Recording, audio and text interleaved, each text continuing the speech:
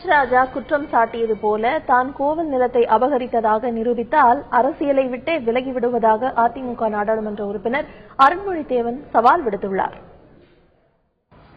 இவர் மட்டும்தான் திருக்கோயில்கள் மீது அல்லது விநாயகர் மீது அல்லது இந்துக்கள் மீது அக்கறை இருப்பதாக அவர் காட்டிக் கொண்டிருக்கிறார்.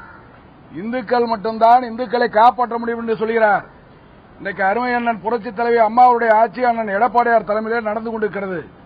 நாங்கள் எல்லாம் என்ன ஆங்கிலேயர்களா அல்லது அதிமுகவினர் யாரும் விநாயகரை வழிபடுவதில்லையா? ஏதோ இந்துக்கள் என்றால் பிஜேபிக்கு மட்டும்தான் சொந்தமா?